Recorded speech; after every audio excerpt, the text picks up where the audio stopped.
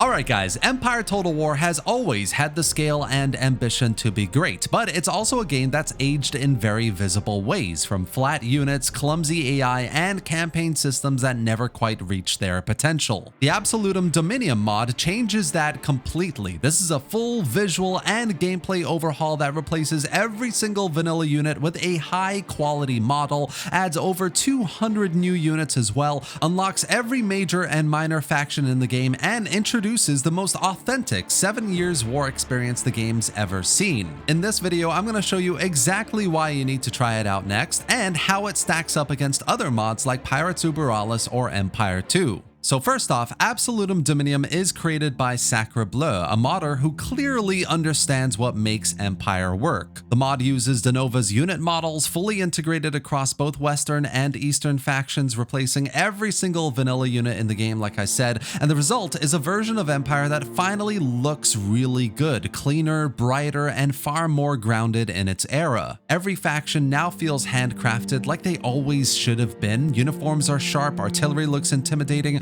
and cavalry actually looks like proper cavalry, not the stiff parade uniforms from 2009. The mod also keeps the vanilla structure of the game intact, so you're not learning a new system or new mechanics, you're just seeing the one you know finally functioning like it should. AI behavior, formations, and musket volleys are all consistent. Battles look like actual 18th century warfare instead of a rugby scrum with muskets. It's cohesive, it's balanced, and it fixes Empire without overhauling it into something unrecognizable. Now, as for its campaign, at the core of Absolutum Dominium is its 7 Years War, a fully scaled DLC-style expansion that pushes the timeline to 1755. A whole generation has passed since the reigns of Louis XIV, Peter the Great, and Nader Shah, and Europe is once again on the edge of all-out war. The campaign introduces loads of playable factions, including the usual Great Britain, France, Austria, Prussia, including others like Hessen, Hanover, and Saxony. Every single one comes with its own unique unit roster, generals, and government ministers, led by over 150 historical characters. Frederick the Great, James Wolfe, Suvorov, Marquis de Montcalm, everyone's here, woven directly into the campaign's leadership system. Diplomacy has also been reworked to reflect the fragile alliances of the setting. So you've got France and Austria, who actually coordinate their wars pretty well. Britain fights for trade dominance, which is really good to see. Prussia is, well, Prussia, aggressive, efficient, and probably about to invade someone you just made peace with. The new coalition alliances and the inclusion of Hessen as a playable faction make the campaign feel really fresh. You're not managing a world empire this time, you're managing the powder keg of 18th century Europe. It's fast-paced, volatile, and the kind of campaign where every decision actually matters. Outside the main campaign though, Absolutum Dominium also offers something I think Empire always needed: tight, focused side campaigns that tell smaller stories with personality. And here, these are the Uprising campaigns, and they're absolutely amazing. You've got the Jacobite Rebellion and Pukachev's Uprising, with a third on the way as well in development. Each one plays differently. The Jacobite campaign has you fighting for Scottish independence against the British, which I always love. You're relying on speed, terrain, and morale to win battles that you're not really meant to survive, so it's short, scrappy, and surprisingly cinematic.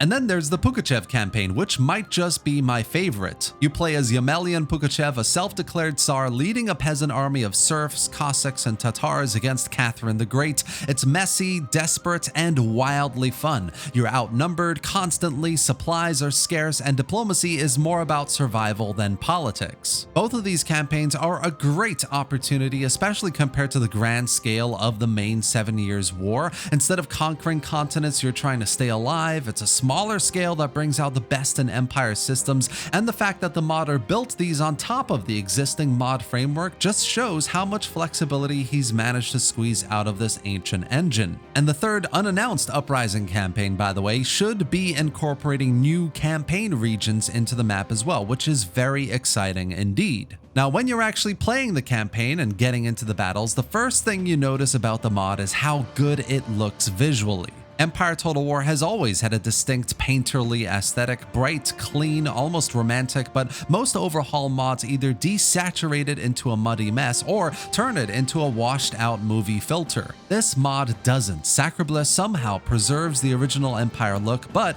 sharpens everything around it. The uniforms have depth and detail without looking plastic, the metallics reflect light just enough to pop on the screen, and the maps, those familiar landscapes, suddenly feel like real terrain again, not flat wallpaper under a skybox. And each faction's unit rosters have great visual character as well. Prussia's armies gleam with disciplined blue and polished steel, while Russia's troops look like they've marched straight out of a winter campaign, muddy, cold, and determined. France's regiments are elegant, vibrant, and well kept. Spain's carry that worn, battle-tested grit. Even the minor factions look handcrafted, which is impressive when you realize how many of them there are. And honestly, there's something genuinely satisfying about seeing lines of infantry that actually look like they belong to their nation. When you zoom in, instead of a blur of identical uniforms, you get variety, details that make sense, and textures that look period appropriate. It might be subtle, but it completely changes how the battles feel to play. And then of course you actually take these units into battle, and that's where the whole thing clicks into place. The new animations give a sense of weight to every volley, muskets crack, smoke lingers in the air, and volleys actually sound like a massed fire instead of scattered pot shots. The lines hold formation, the AI actually advances in order, and miracle of miracles, it even knows how to use its cannons. You'll see batteries reposition mid-battle, cavalry hold back instead of suiciding into pikes, and infantry actually exchange fire rather than dissolve into chaos in melees. Of course, it's not perfect, you do still get units that charge in, but compared to vanilla Empire, it is absolutely night and day. The AI feels aware, like it's actually participating in battle instead of waiting to be shot. Volley fire is precise and brutal. The weight of exchange builds tension, especially when you see entire ranks fall to smoke and flame in synchronized motion. And that atmosphere, I mean, it is absolutely addictive. The combination of smoke, uniforms, new textures gives the battles this almost documentary quality. You can pause the game mid-volley and it looks like a period painting. There's a rhythm to it now, a proper battlefield cadence,